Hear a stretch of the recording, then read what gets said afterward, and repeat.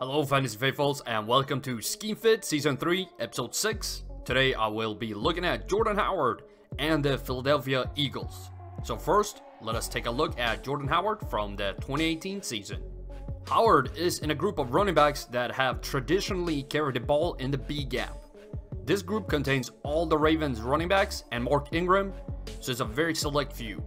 You usually don't see this few carries outside the ends either, so I don't want Peterson to call too many runs there as Howard lacks experience on those type of carries. He's also not that productive on runs outside the ends, as you can see. His most productive lanes are outside the tackles with 4.8 and 4.1 yards per carry. The B-gap runs are a bit underwhelming as well, as is the runs up the middle, but with some better run blocking in Philly, this might be salvaged. But I don't have my hopes up too much. When it comes to catching passes, Howard struggles in pretty much every zone. He hasn't really been used as a pass catching back since the Bears got Cohen, but 63% in catch rate is flat out terrible to the left. Not just that, but he's also been below league average in yards per catch in all zones except over the middle. That middle zone is his most dangerous one, so this is where we would like to see some synergy with play calling and with Wentz's tendencies. Lastly, Howard is used to carry the ball 16.1 times a game in Chicago and being targeted 2.0 times a game, so these numbers are what we want to be close to. Let us now focus on Carson Wentz for a second. Carson Wentz targeted running backs 5.4 times per game in 2018. This led to 34.8 receiving yards per game, and with that, he had the 9th worst yards production on a per game basis for any quarterback when it came to targeting running backs. Wentz targeted running backs mostly to the outside zones and only 18% up the middle. This does not fit at all with Howard, as he was terrible at catching the ball to the left and struggles at gaining yards to the right. The running backs' yards per catch on these throws were actually pretty good though. They are 1 yard above league average to the outside zones and 2 over the middle. So if Howard can get a catch per game over the middle, he might actually gain some yards in the passing game. We now have to look at Doug Peterson to further figure out how Howard will be used.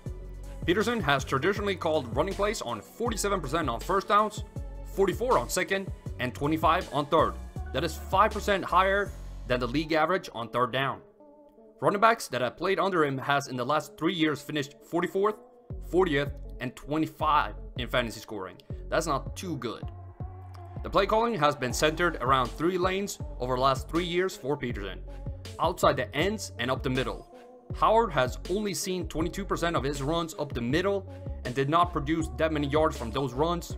Add that he has less experience on runs outside the ends with terrible production for those, and we have a really bad fit on our hands.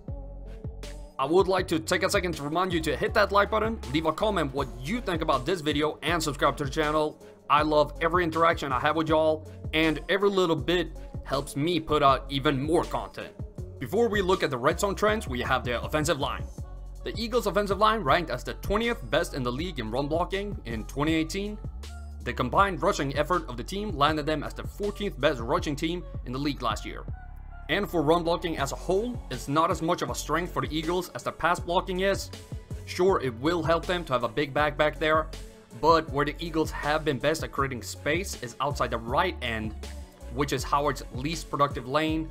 They're decent up the middle, but as we know, Howard struggles at gaining yards per carry there, so I'm a little bit concerned that they don't really match here either. And finally, we are breaking down the red zone trends. Jordan Howard had 57% of the Bears' red zone carries in 2018.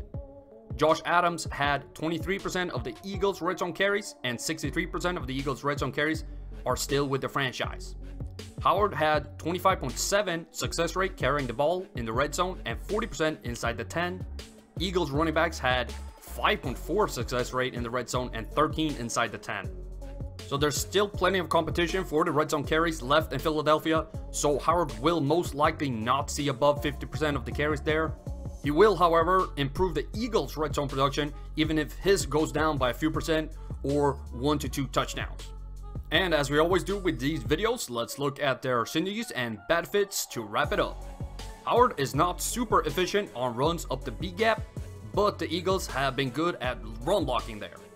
The runs outside the right tackle will be key. That is Howard's most productive lane, and it is the closest thing we have to a good match today. The Eagles will improve in the red zone, even if Howard doesn't, so it's more of a 50-50 synergy and not a true one. And for the bad fits, we have the passing game that only really will give us 11 to 12 yards per game if we're lucky. Runs outside the ends will be disastrous if Peterson thinks that Howard can do what his other backs have been doing in those lanes. Peterson has not been a guy that calls runs outside the guards, and this is where Howard is used to carrying the ball, and the line is good at creating space here. Lastly, I want to mention the red zone again. To me, it's a little bit too many cooks in the kitchen, and I'm worried he's not going to get enough carries. In conclusion, I will not be touching Jordan Howard in 2019. I don't think he will be a stud back, and I'd much rather have 25 to 30 guys before him, and this is without a doubt the worst fit I've looked into for next year. What is not a bad fit, it's CST Fantasy and the Snapshot Bundle. We have over 150 video breakdowns of players for the 2019 season dropping in May. I would like to thank y'all for being part of the Fantasy Faithfuls, and I'll see you again next week.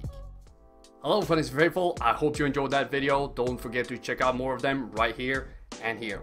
In case you haven't done so already, be sure to subscribe to the channel and turn on notifications so you don't miss a beat.